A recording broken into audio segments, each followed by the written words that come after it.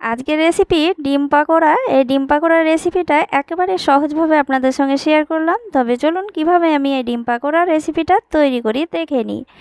Welcome back to my channel Najfala কিচেনে আপনাদের সবাইকে স্বাগত। তো চলে এসেছি রেসিপিতে। এখানে আমি নিয়ে নিয়েছি সেদ্ধ আলুটাকে আমি ম্যাশ করে নিয়েছি। তো এরপরে আমি দিয়ে দেব মশলা। এখানে দিয়ে দিচ্ছি স্বাদ মতো লবণ, দিচ্ছি হলুদের গুঁড়ো, দিচ্ছি স্বাদ মতো লঙ্কার গুঁড়ো, জিরে গুঁড়ো, ধনে গুঁড়ো, আর দিচ্ছি চিকেন মশলা। চিকেন মশলাটা দিয়ে খুব সুন্দর লাগে ফ্লেভারটা।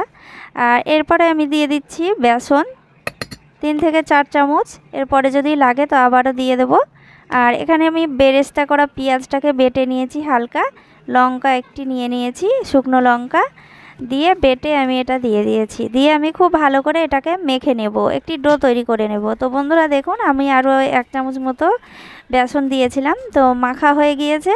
তো এইভাবে ছোট করে লেচি কেটে নিয়ে আমি সেদ্ধ করার ডিম আমি এইভাবে ভেতরে দিয়ে এইভাবে গোল গোল করে নিচ্ছি।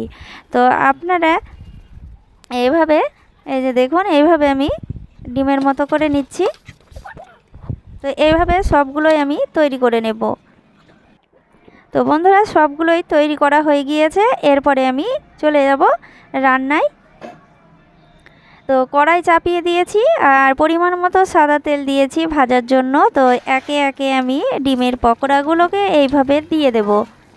তো এটা আপনারা ডিমের পকোড়াটা এইভাবে তৈরি করে নিয়ে আপনারা ডিমের কোট করে নিতে পারেন ব্রেড গামস দিয়ে। তো বন্ধুরা আমি এটা এমনি শুধু এইভাবেই করে নিলাম, খেতে খুব সুন্দর হয়। তো বন্ধুরা এইভাবে আমি তেলে ভেজে নিচ্ছি লাল লাল করে, আর মিডিয়াম আঁচে এটাকে ভেজে নিতে হবে। তো বন্ধুরা দেখতেই পাচ্ছেন খুব সুন্দরভাবে কালার চলে এসেছে।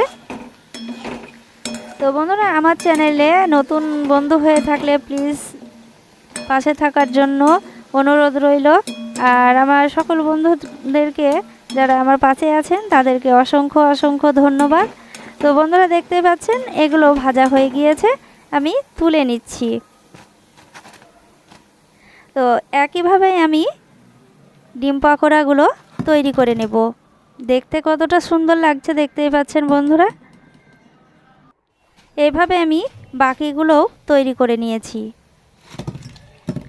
তো দেখতেই পাচ্ছেন রেডি হয়ে গেল ডিম পাকোড়া রেসিপি। কতটা সহজভাবে রেসিপিটা তৈরি হয়ে গেল।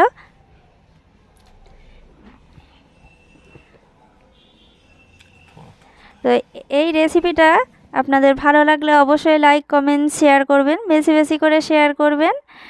সবাই ভালো থাকেন, ধন্যবাদ।